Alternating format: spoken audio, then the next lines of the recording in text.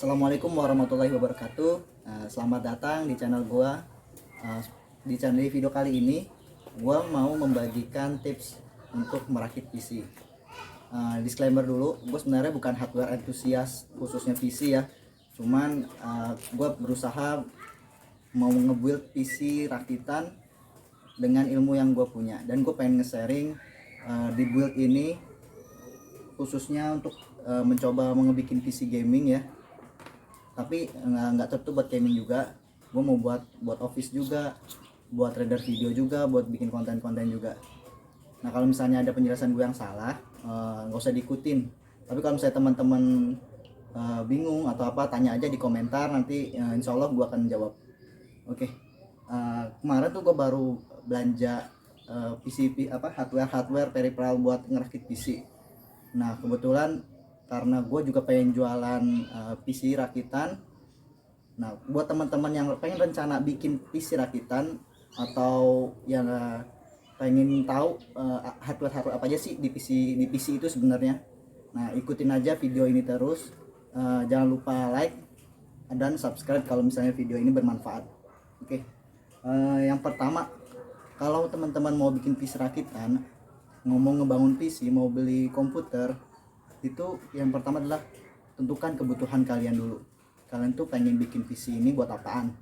Karena dari kebutuhan itu kita bisa melihat komponen-komponen apa yang nanti yang harus dibeli oleh teman-teman semua. Oke, yang pertama kebutuhan, yang kedua adalah budgetnya juga. Jadi tentuin budget atau kemampuan keuangan kalian itu seberapa.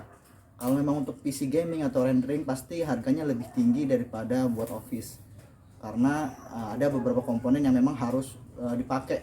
Kalau buat office kan cuma ngetik aja, jadi komponennya lebih sedikit. Kemudian terkait komponennya, sekarang tadi udah kebutuhan apa, budgetnya berapa, terus komponennya. Yang pertama adalah, yang penting adalah prosesor. Prosesor itu adalah otaknya komputer. Kita harus memastikan dulu prosesor yang kita pilih itu apa. Di pasarnya ada dua jenis prosesor. Yang pertama keluar dari Intel, sama keluaran dari AMD. Nah, kalau Intel ini jenisnya untuk yang PC rakitan umumnya itu ada yang i3, i5, i7. Di mana prosesor i3, i5, i7 ini ada generasi-generasinya juga. Mulai generasi 1 sampai yang terbaru ini sekarang udah generasi 10. Jadi harga juga menentukan. Yang pasti generasi 10 pasti lebih mahal daripada generasi-generasi sebelumnya. Dan kalau AMD, misalnya kalau milihnya AMD itu ada tipenya Ryzen, AMD Ryzen 3, 5 atau 7. Kemarin gue belanja tuh kebetulan pakai prosesornya Intel semua. Jadi gue coba beli prosesor yang menggunakan Intel i5 sama i7. Nah, generasinya juga nggak generasi terbaru, kayak generasi yang lama-lama aja. Nah, karena rencananya gue pengen bikin PC yang budgetnya minimum tapi performanya lumayan. Nah, untuk yang part kedua ialah motherboard. Motherboard ini berpengaruh dari prosesor yang kita pilih ya. Kalau misalnya mau Intel, ya motherboardnya pasti harus Intel karena soketnya beda. Jadi kalau teman-teman jangan salah pilihnya prosesor AMD tapi motherboardnya yang Intel. Nah, kebetulan kemarin gue beli prosesornya Intel semua, jadi gue pilih motherboardnya juga yang Intel. Nah, di sini gue beli kemarin ada 3. Pertama ada ini Asus ROG Strix, sama Asus H61MK, sama Bulldozer. Nah, kenapa gue beli 3? Karena prosesornya tadi beda-beda. Nah, kalau yang tip Asus H61MK ini, teman-teman juga harus baca juga di belakang ini. Ini ada spesifikasinya. Dia tuh nge-support Intel jenis tipe apa. Nah, kalau yang Intel ini, motherboard ini, dia supportnya LGA 1155 untuk Intel generasi ketiga, kedua untuk i7, i5, i3.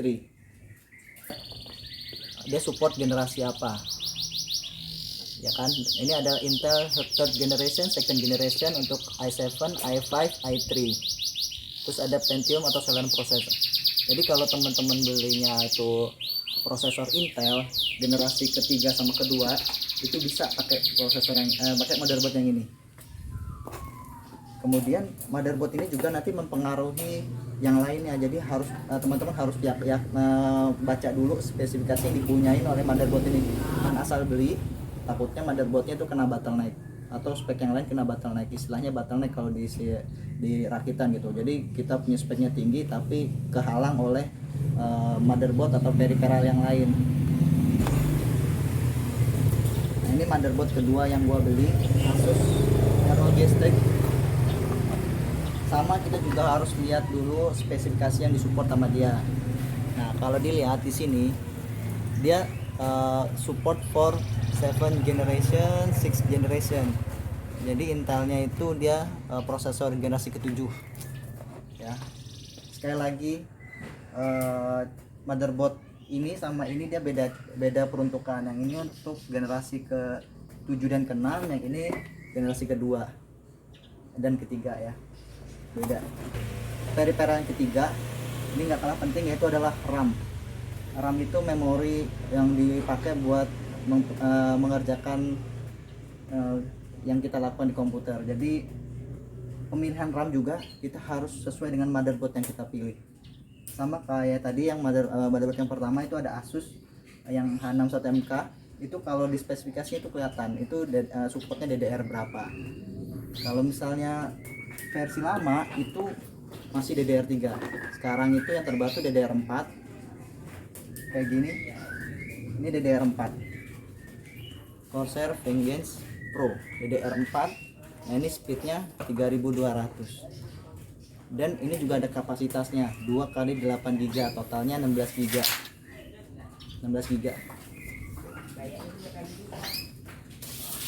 Nah, pastikan pemilihan RAM-nya itu juga support dengan motherboard juga ya. Karena misalnya contoh saya ambil yang ROG ini. Di sini memorinya adalah maksimumnya 64 GB. DDR4 2400 atau 2133 MHz. Nah, sedangkan memori yang gua tadi pilih ini DDR4 tapi ini 3200. Pasti beda kan, ini supportnya cuma sampai 2400 sedangkan memori yang gua pilih 3200. Nah, ini menyebabkan yang namanya bottleneck. Nah, bottleneck ini menyebabkan kemampuan dari RAM ini bakal terhalang dengan kemampuan dari motherboard. Motherboard hanya support sampai 2400, dia 3200. Maka speednya akan turun. Nah, nanti kita coba apakah nyala apa enggak ya pakai speed yang tinggi dengan bottleneck ini. Di video berikut selanjutnya yang gak kalah penting adalah harddisk. Itu tempat menyimpan file-file kita. Harddisk itu sendiri sekarang ini ada beberapa 3 jenis lah.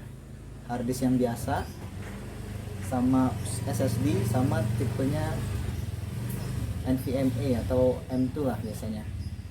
Nah, kalau yang harddisk biasa ini seperti ini, Seagate Barracuda.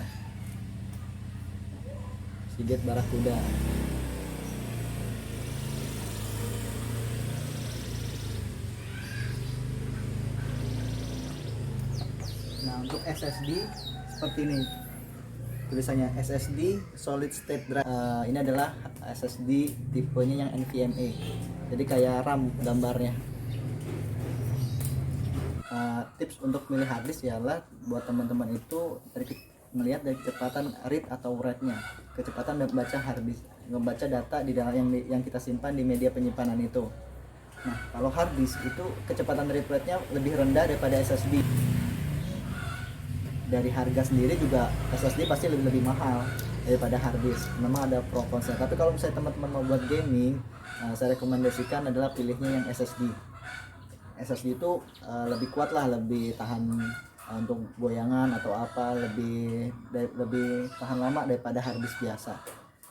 Apalagi NVMe yang ini, kalau NVMe yang ini nih read rate-nya lebih tinggi juga, ini sampai up to 3 GB untuk read-nya. Nah, kemudian komponen selanjutnya adalah casing.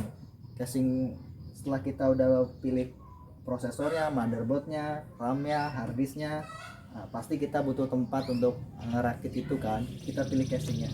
Di sini casing gue beli 2. Yang pertama ada GameMax Mini Aero sama Nimitz. Nah, untuk casing ini gue ada 2 jenis. Yang pertama ya tanpa power supply, yang satu pakai power supply, ya kan. Kalau yang nggak pakai power supply, teman-teman harus beli power supply-nya tersendiri.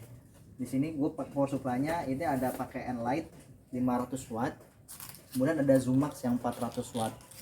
Jadi kalau khususnya teman-teman yang mau gaming, beli PSU yang bagus, yang wattnya lebih tinggi buat menjaga komponen-komponen di dalamnya lebih stabil. Kalau untuk office atau apa itu memang udah cukup aja pakai casing biasa, casing yang pakai PSU di dalam itu udah cukup sih. Karena kalau gaming kan wattnya lebih tinggi karena membutuhkan komputasi yang lebih tinggi, jadi makanya perlu PSU yang mumpuni. Nah kalau di casing ini sekarang udah kekinian semua pakai RGB, jadi ada warna-warnanya. PSU itu ada yang bagus, ada yang standar lah. Kalau yang bagus ini dia ada fitur power pin. Kenapa untuk power pin ini dipakai buat VGA. Nah ini komponen yang biasanya beda kebutuhan yang tadi. Kalau untuk office VGA sih nggak terlalu penting, tapi kalau untuk gaming VGA itu penting. VGA itu video graphic card.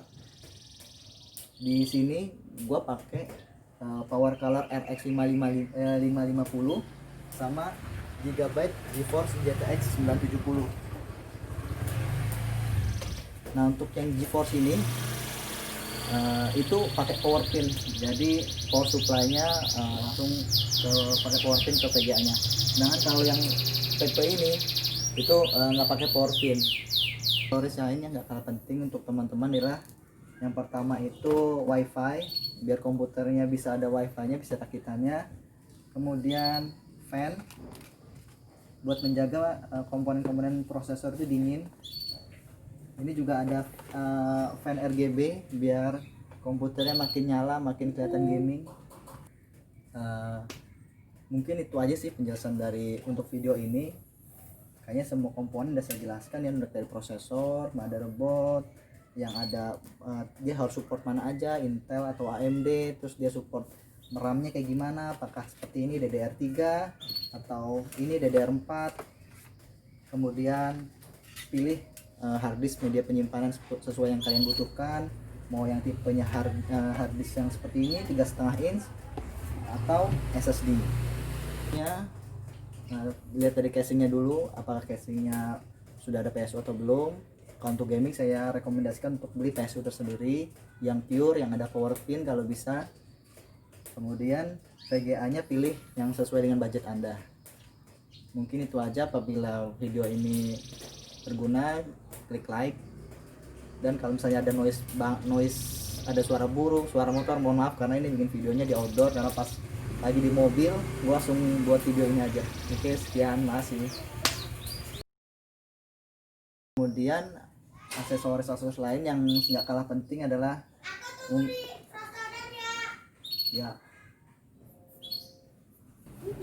dalam udah ya.